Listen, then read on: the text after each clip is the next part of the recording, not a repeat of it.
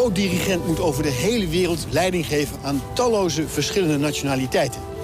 Yannick Nézet-Séguin is pas 35 jaar, maar treedt al over de hele wereld op. Salzburg, Parijs, New York, Berlijn. En hier in Rotterdam geeft hij al een paar jaar leiding aan het Rotterdams Philharmonisch Orkest. En daarin zitten 17 verschillende nationaliteiten. Hoe doet zo'n man dat? En wat kunnen mensen, leiders die de grenzen over willen, grenzen over moeten misschien, van zo'n dirigent leren?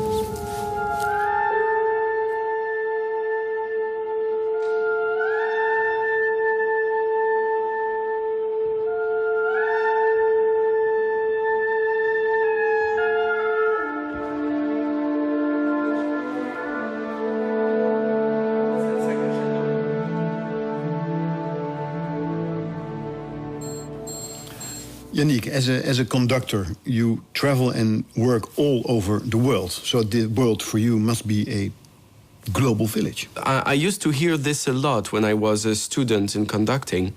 Oh, nowadays, of course, there's many Asian people going into Europe, or many European going into Asia, and Americans in European orchestras, and everybody sounds the same.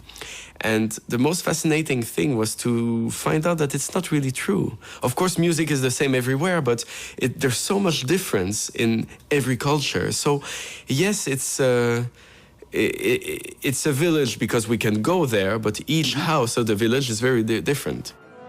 When you conduct an orchestra in Berlin, yeah, it's the same piece you conduct in Paris or in Rotterdam or in New York or wherever.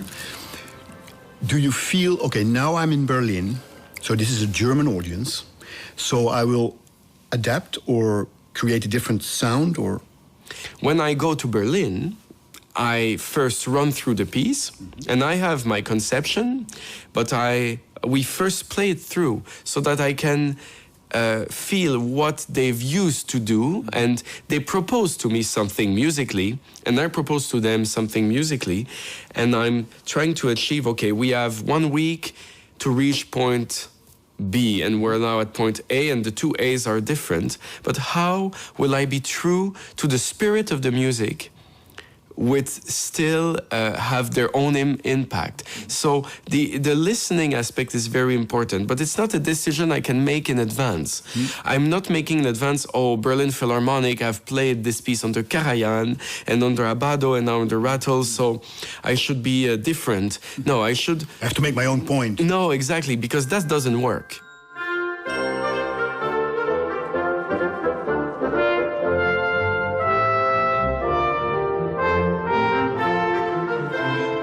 It's not a recipe everywhere, and that helps keeping the differences in that global village. If you conduct orchestras all over the world, you even have time to invest time and energy in understanding the cultural backgrounds. Yeah, well, this is part of my duty, I think. It's part of my job. It's, I would not conceive this position without this. And I believe now, after a few years of doing it, and having been, having now a dream career, invited everywhere, and re-invited everywhere, that it has to do very much with this understanding of the background.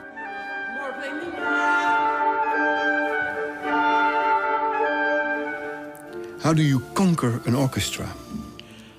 Since I started so young, I had to think, how do people respect me? If I start and I show that I respect their experiences, then they will respect my work. And so I never step in front of an orchestra thinking, oh, this bunch, I can show them 10 times how to do things. And of course, in my mind, sometimes I know, well, not sometimes, I know immediately when I start conducting what's good and what's bad, what's wrong, what can be corrected. But I'm not there to show them what's wrong, what's not good. I'm there to lead them to somewhere better. So, of course, there's always a lot of positive energy that I'm trying to create.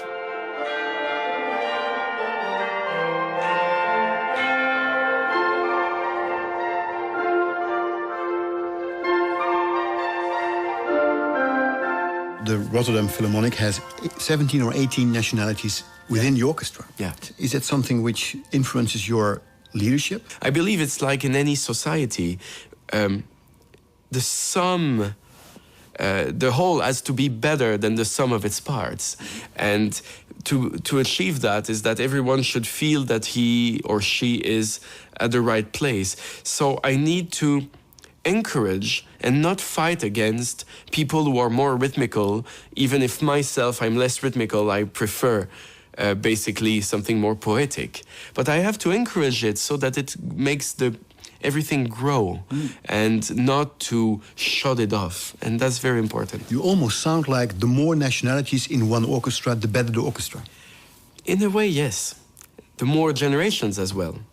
Because it's a group, maybe that will sound now very poetic, but it's a group of people who are here in the end to express the world, because a symphony is the world in music. So if we have to be as complete and varied as the whole world to make it work. What is it business leaders, politicians can learn from successful conductors like you are? I think it's as conductors, we are a good example of taking into account the whole personality. I'm talking about emotions, for example, but the entire personality of the people who work under us or with us.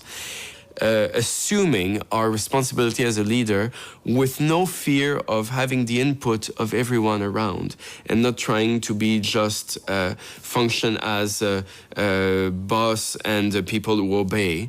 I believe that it's very important in any business that everybody is happy to work for that business, even if it's the person opening the door or answering the phone. If everybody is at the right place and feels a certain emotional connection to the company, it has to be better, and that has to start with the leader.